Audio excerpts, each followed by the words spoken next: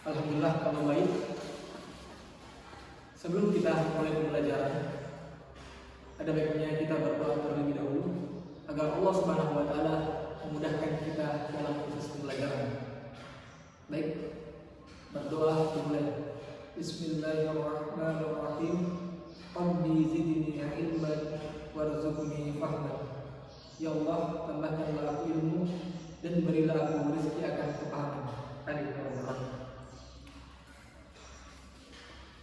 Baik, materi yang akan kita pelajari pada hari ini adalah rukun iman yang ke-6. Apakah adik-adik ada yang tahu rukun iman yang ke-6 ini? Ya, betul sekali, yaitu iman kepada qada dan qadar. Kita udah dulu rukun iman, mulai dari yang pertama yaitu iman kepada Allah Subhanahu wa taala. Kedua, iman kepada malaikat. Yang ketiga, iman kepada kitab-kitab Allah Subhanahu wa taala. Yang keempat, iman kepada Nabi dan Rasulullah. Yang kelima, iman kepada hari akhir atau hari kiamat. Dan yang keenam, iman kepada qada dan qadar. Dan ini akan kita bahas pada pertemuan hari ini. Baik adik-adik, dalam pembahasan kita pada hari ini ada 3 pembahasan. Yang pertama itu adalah pengertian qada dan qadar.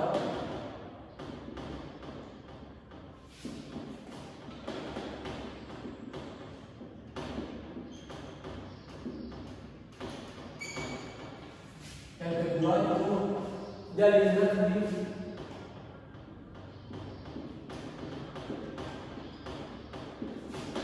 Yaitu Al-Quran dan hadis.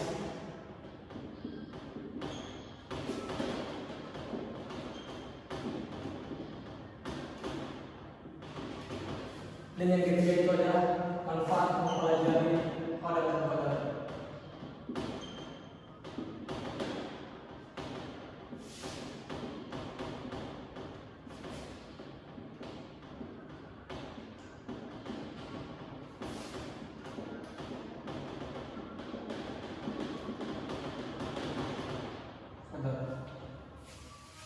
Inilah 3 pembahasan yang akan kita bahas pada hari ini.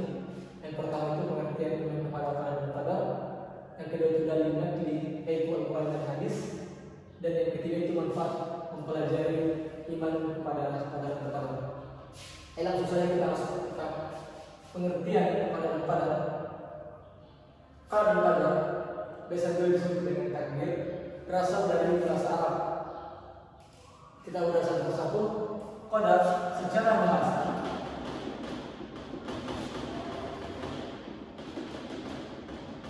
bisa berarti ketentuan,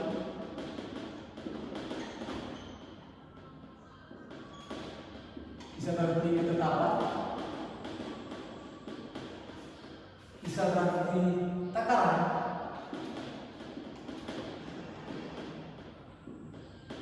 atau ukuran.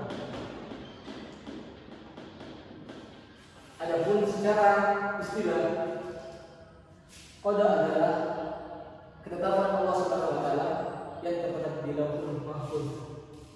Lauhul Mahfuz di sini adalah kitab yang di mana Allah Subhanahu wa taala mencatat semua kejadian yang ada di alam semesta ini. Kemudian langsung ke pengertian dari qadar.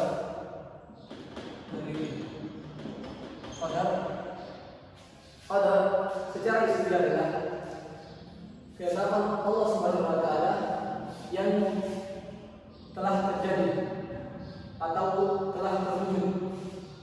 Sedangkan secara istilah qadar adalah ketetapan Allah Subhanahu wa taala yang bersifat kemahakuasaannya, baik berupa takdir baik dan takdir yang buruk. Qada dan qadar ini tidak dapat dipisahkan karena dia saling berhubungan. Qada ini dia bersifat rencana, sedangkan qadar adalah perwujudan dari rencana itu atau realisasi dari rencana itu. Qada ini rencana, dan apabila rencana itu telah terjadi maka disebut dengan qadar. Begitu. Ya, lanjut. Qadar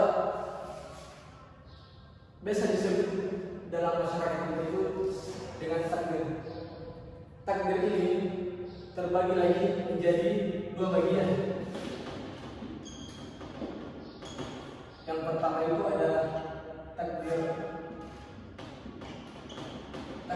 mubram dan takdir mutlak.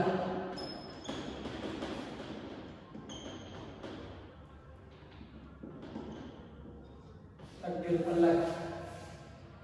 Takdir mubram ini adalah takdir yang dimana Allah Subhanahu wa Ta'ala yang menentukan semua yang terjadi di muka bumi ini, atau takdir yang tidak dapat diubah oleh siapapun. Dan contohnya itu,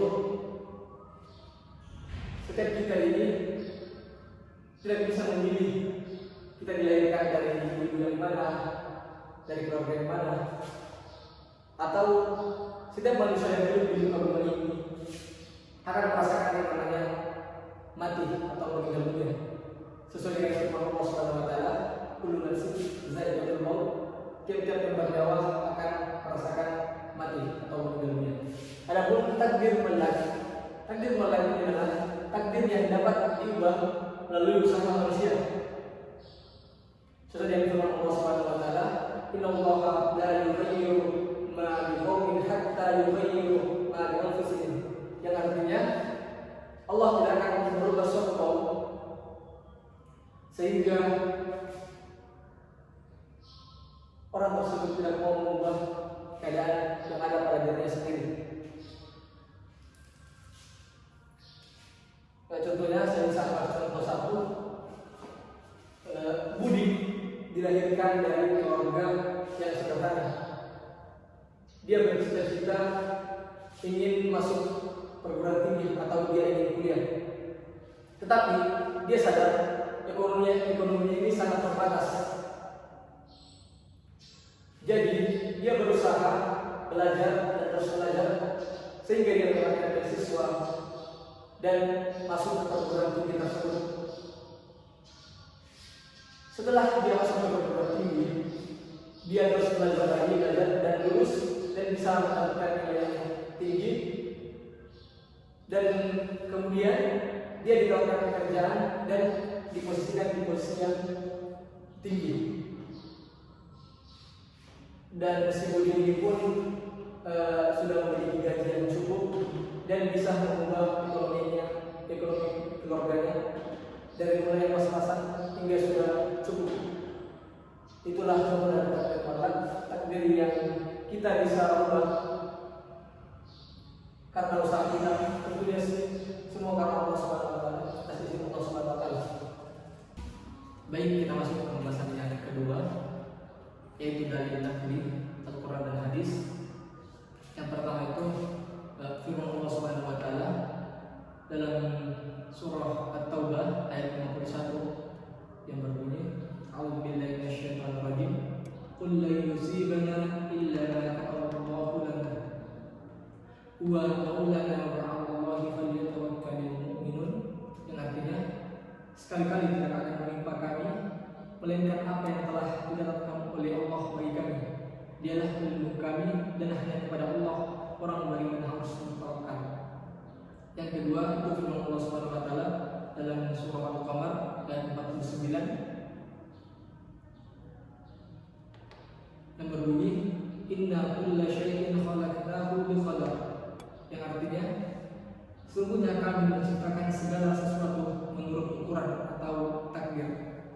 Adapun dalam hadis yang diriwayatkan oleh Imam Bukhari dikatakan bahwa telah diperintahkan kepada malaikat Jibril supaya menulis 4 perkara, yaitu rezeki, ajal, amal, dan nasib, rugi dan untungnya. Kita masuk ke pembahasan terakhir, yaitu manfaat mempelajari iman kepada qadar dan qadar. Yang pertama itu manfaatnya menghindari sifat sombong. Dengan beriman kepada qadar atau takdir, seseorang akan ketika dia sukses, dia mempunyai kekayaan yang banyak, dia tidak akan sombong karena dia sadar semua usahanya ini atas izin Allah Subhanahu wa taala. Dan ketika kita sudah belajar kepada